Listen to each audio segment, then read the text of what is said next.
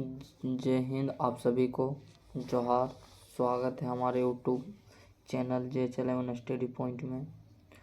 तो आज सब लोगों के बीच आधुनिक काल में भारत का जो हिस्ट्री है चैप्टर है, और वो पहला चैप्टर है, उससे कुछ हम MCQ क्वेश्चन लेकर आए हैं जो जेक बोर्ड 8 क्लास में पूछता है, और विशेषकर वैसे ही क्वेश्चन को लाया गया है जो हर हाल में 1-2 क्वेश्चन ज़रूर पूछेंगे।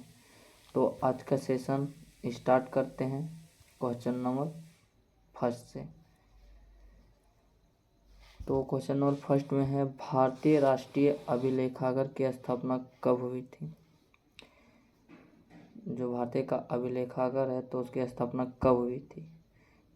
ऑप्शन नंबर का में 1891 में, खा में है 1925 में, का में है 1921 ईस्वी में, घा में है 1928 ईस्वी में। तो जो भारत का राष्ट्रीय अभिलेखागार है उसकी स्थापना 1891 में किया गया था। ऑप्शन नंबर का।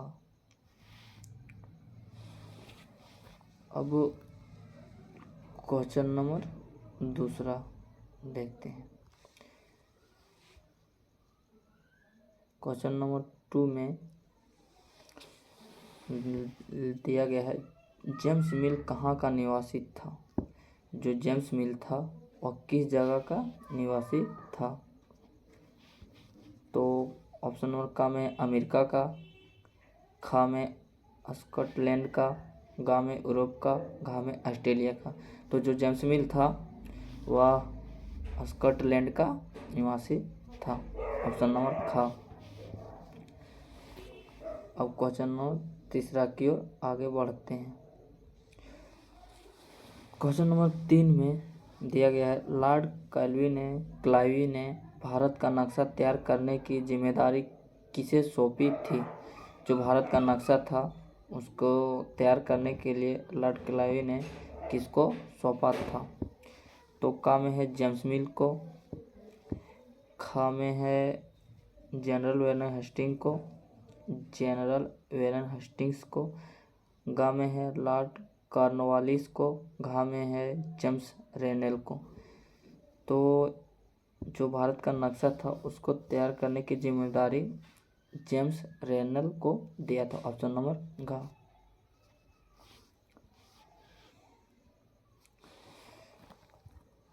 क्वेश्चन नंबर अब 4 की ओर आगे बढ़ते हैं और देखते हैं कि क्वेश्चन नंबर 4 में कौन सा पॉइंट है। क्वेश्चन नंबर 4, अभिलेखों को सुंदर ढंग से लिखने वाला क्या कहलाता है?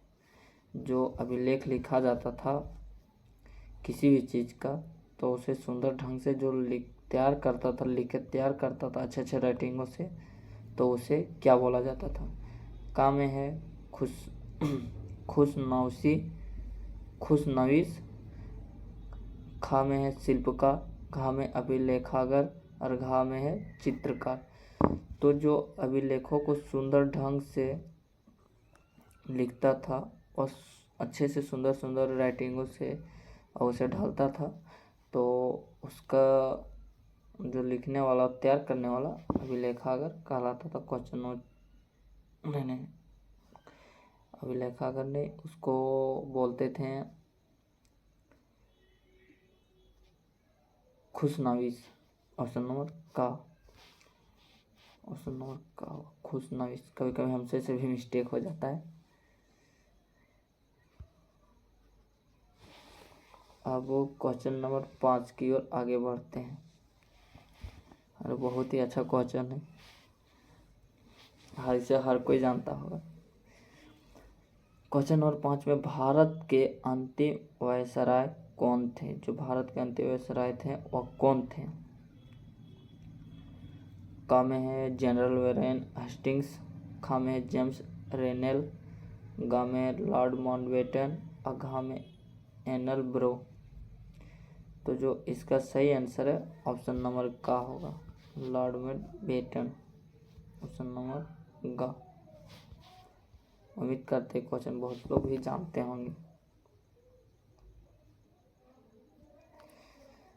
अब क्वेश्चन नंबर 6 में देखते हैं, अंग्रेजों द्वारा स्थापित भारतीय राष्ट्रीय अभिलेखागार कहाँ बनाया गया था।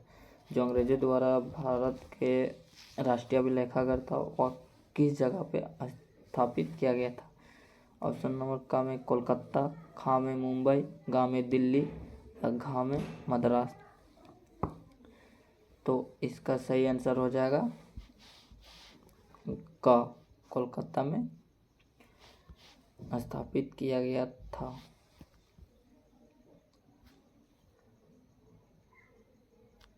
क्वेश्चन नंबर 7 में क्वेश्चन नंबर 7 में स्वतंत्रता प्राप्ति के बाद भारत के प्रथम जनगणना कब की गई थी। जब भारत ने अपना स्वतंत्र हासिल कर लिया था तो पहली बार कब जनगणना किया गया था। तो क में है 1951, ख में है 1961, ग में 1943, घ में 1971। तो इसका सही आंसर हो जाएगा क।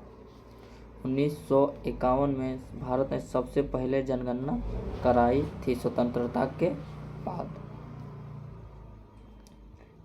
अब क्वेश्चन नंबर 8 देखते हैं, भारत के प्रथम वायसराय कौन थे। उम्मीद करते हैं ये भी क्वेश्चन बहुत लोग जानते होंगे और नहीं जानते होंगे तो आज जान भी लीजिएगा। तो ऑप्शन नंबर क में है लॉर्ड कैनिंग, ख में है लॉर्ड मिंटो, ग में है लॉर्ड डलहौजी और घ में जनरल। तो जो भारत के प्रथम वायसराय था वह था लॉर्ड डलहौजी। ऑप्शन नंबर ग।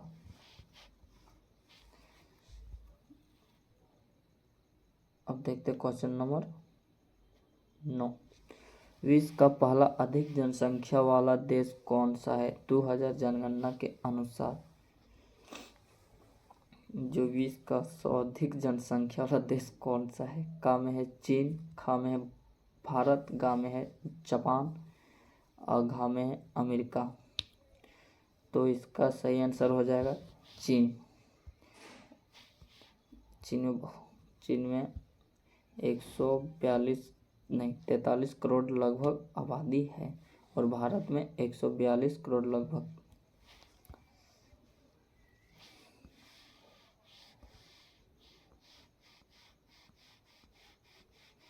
अब क्वेश्चन नंबर 10 की ओर आगे बढ़ेंगे।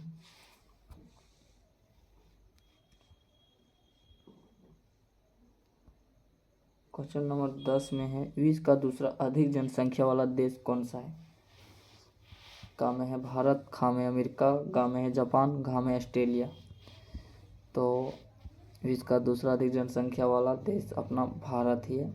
इसे कोरोना काल में पिछाड़ा गया था चीन को और पहला नंबर आया था, लेकिन फिर चीन ने भारत को जनसंख्या में पिछाड़ दिया है।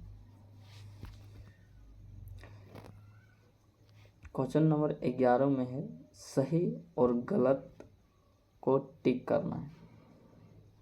तो चलो स्टार्ट करते हैं। सही गलत कौन सा सही है कौन सा गलत है, तो पढ़ते हैं और देखते हैं क्या सही है या गलत है। 11 में लिखा है, क्वेश्चन नंबर 11 में, लोगों ने चाय पीना कब से शुरू किया, इसकी निश्चित तिथि को बताया जा सकता है।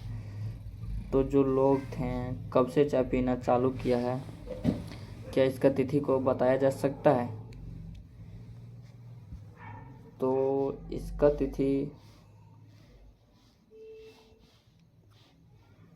तिथि का उम्मीद हम नहीं लगा सकते हैं। तो यह जो क्वेश्चन है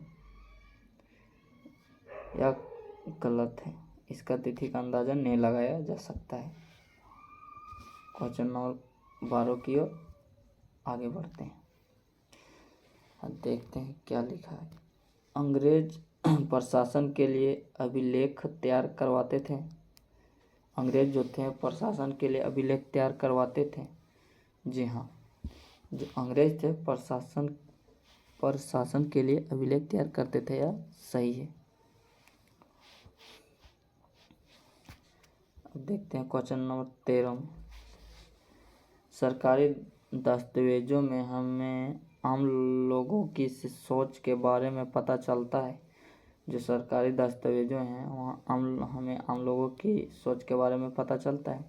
नहीं, हम किसी के सोच के बारे में पता नहीं लगाया जा सकता है। यह गलत है। क्वेश्चन नंबर 14 अब देखते हैं। अंग्रेजों के शासन से पहले भारत में अंधकार का दौरा था? जी नहीं, अंधकार का दौरा नहीं था। अंग्रेज ने आया, हमारे भारत को लूटा और अंधकार का दौरा दे के चला गया। यह क्वेश्चन भी गलत है। अंग्रेज के शासन से पहले हमारा भारत अंधकार के दौरे में नहीं था। इसे अंग्रेज ने डाल दिया जब अपना राज्य विस्तार भारत पे किया था, अपना राज्य करने लगा था। अब क्वेश्चन नंबर 15 में देखते हैं। आधुनिक युग में ऐतिहासिक स्रोतों का अंदाजा लगाना बहुत कठिन काम था? नहीं, यह भी क्वेश्चन गलत है। आधुनिक युग में ऐतिहासिकों का स्रोत का अंदाजा लगाना कठिन नहीं था। अब देखते हैं क्वेश्चन नंबर 16। समय को सदैव साल या महीने की बंदिशों में नहीं बांधा जा सकता है? बिल्कुल सही। समय को सदैव साल या महीनों की बंदिशों में नहीं बांधा जा सकता, यह सही है। अब क्वेश्चन नंबर 17 देखते हैं। ब्रिटिश शासन की स्थापना का कोई एक दिन निश्चित नहीं है? ब्रिटिश शासन की स्थापना का कोई एक दिन निश्चित नहीं है। बिल्कुल सही। ब्रिटिश शासन स्थापना का कोई एक दिन निश्चित नहीं है।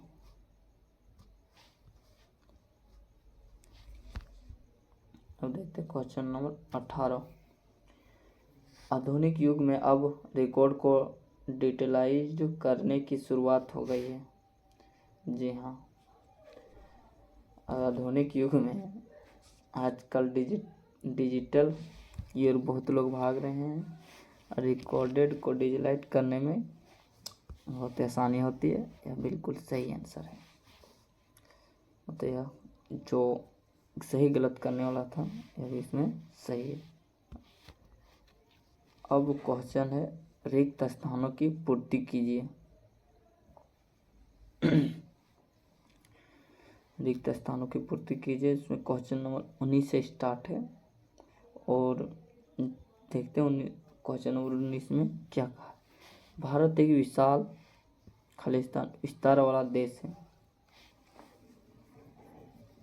तो यहाँ पर भौगोलिक होगा। भारत एक विशाल भौगोलिक विस्तार वाला देश है।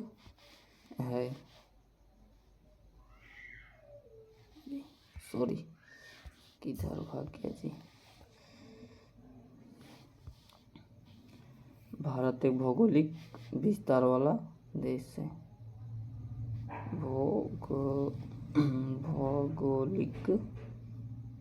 भौगोलिक विस्तार वाला देश है।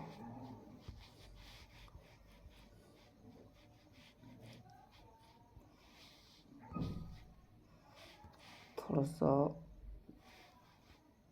चीज को थोड़ा कम करते हैं, थिकनेस थोड़ा पतला कर लेते हैं। चलिए क्वेश्चन नंबर 20 में, तो भारत एक क्षेत्रफल वर्ग किलोमीटर है। भारत का क्षेत्रफल कितना वर्ग किलोमीटर है? खाली स्थान में भरना है। इसको थोड़ा सा बढ़ा लेते हैं। भारत का क्षेत्रफल कितना वर्ग किलोमीटर है, तो उसे खाली स्थान में भरना है। तो जो भारत का क्षेत्रफल है तो वह है 32.8 लाख वर्ग किलोमीटर है। तो भारत का संपूर्ण क्षेत्रफल हो जाएगा 32.8 लाख वर्ग किलोमीटर। 20 में भराएगा। और क्वेश्चन नंबर 21 देखते हैं। उत्तर में कश्मीर से लेकर दक्षिण में कन्याकुमारी तक इसका विस्तार लगभग कितना किलोमीटर है? खालिस्तान में तो उत्तर में कश्मीर से लेकर दक्षिण में कन्याकुमारी तक लगभग 3200 किलोमीटर तक है, विस्तार है। 3200 किलोमीटर तक विस्तार इसका है।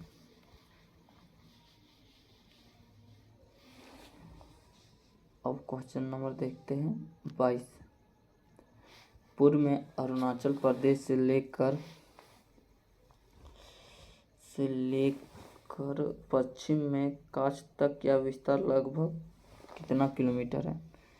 तो पूर्व से अरुणाचल प्रदेश से लेकर पश्चिम के कच्छ तक 2900 किलोमीटर है का विस्तार है, क्षेत्रफल है, विस्तार फैला हुआ है।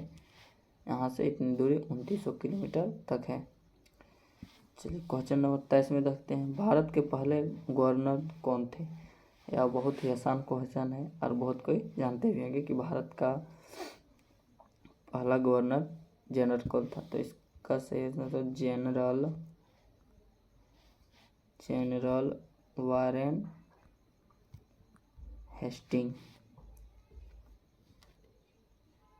हेस्टिंग्स था।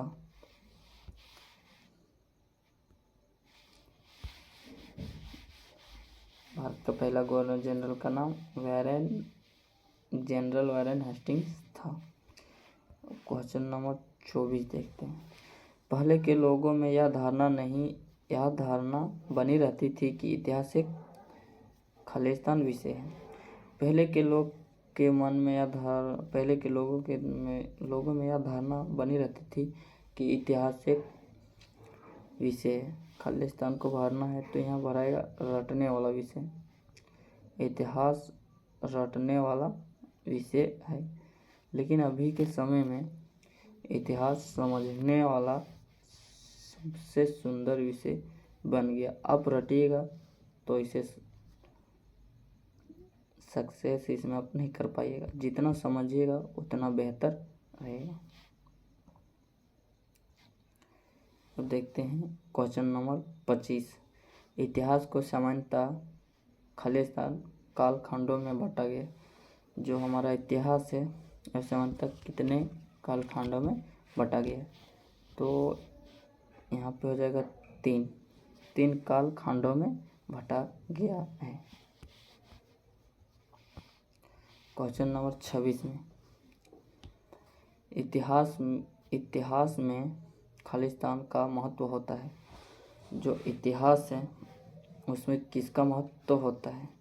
तो इतिहास में तिथियों का महत्व होता है।